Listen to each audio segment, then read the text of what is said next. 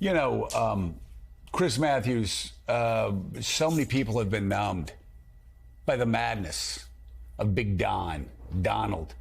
That when he says that Abraham Lincoln blew it in the Civil War and he should have negotiated with slaveholders, it just goes past. I mean, seriously, Nikki Haley said something insane about the Civil War, and we're still hearing about it. We're still reading about it. Donald Trump attacks Abraham Lincoln, says that he screwed up by not caving to the slaveholders, and it just sort of floats by. Yep. He says mad, crazy things every day, and the media, for some reason, so numbed by it, they don't sit there and emphasize it. Here's another moment where we just have to stop. Yes. The music has to stop, and people need to focus. They had their grape nuts and crunch berries last hour, so they're listening to us in this hour, Chris. So let's just say it. They heard it.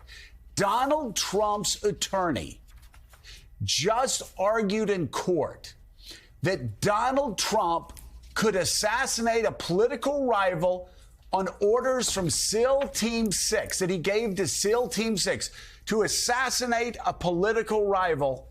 And as President of the United States, unless Mike Johnson's Congress impeached him, he would have immunity from prosecution for political assassinations of American rivals. That's what Donald Trump admitted in court. Yeah, it depends on the context. I mean, it was outrageous. And I have to tell you, I grew up in the Cold War, a little older than you, Joe. And I have to tell you, when we grew up in the Cold War, we wondered how far could Soviet dictators go with their authority? How many people could they knock off in the back room? And up through Stalin, certainly, and maybe Bulganin, maybe Khrushchev, we figured they had the power to kill their enemies, get rid of them. We thought that was what a dictator was. That's what they're describing as the presidential authority under their reading of the Constitution, the ability to knock off opponents. And this is a real problem because those people who raided the Capitol on January 6th, 700 of them have pled already. 200 of them have pled to felony cases. They're going to prison for 18 to 20 years. They're going in for real time. And all those people are going to be punished in the real world that Trump doesn't live in. The real world, they're going to jail. And they're paying for listening to his lies. When he said, I won the election, he lied. He sent them up there with the lie. And that's why they're in jail. And they're going to jail.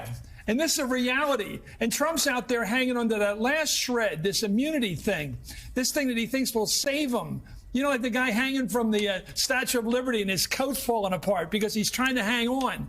You know? He's not going to win. He's going to lose that case because the appellate court, we could hear them thinking yesterday in that trial. You could hear them talking with their incredulousness. This is a serious problem, and he looked like an idiot. And those lawyers look like idiots. How can they possibly accept the American people to accept the fact that our presidents are literally dictators that can knock off their opponents at will in the back room? It was astoundingly stupid. You know, it was astoundingly stupid, and they sounded like idiots. But, Willie, the headline here is Donald Trump believes, and he admitted it in court yesterday through his attorneys, that he can assassinate political rivals. He can make those orders to SEAL Team 6, assassinate political rivals, and have immunity from it.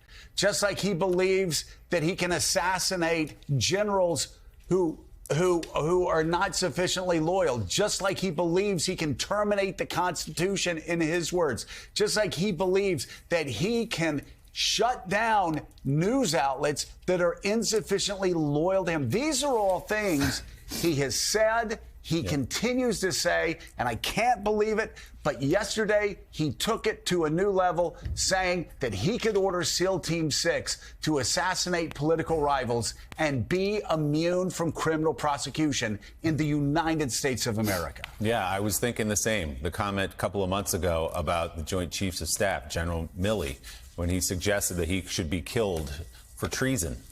Treason was his carrying out of his duties as the chairman of the Joint Chiefs around the 2020 election and after January 6th. He also, let's not forget, encouraged and did not discourage on the day a mob from stopping its pursuit as it was chanting at the Capitol, "Hang Mike Pence," and asking, "Where's Nancy? Where's Nancy?" Those people were not going to take a selfie with Nancy Pelosi. Thank God the police stopped them from getting to her. So he means all this, and we ought to take him seriously. And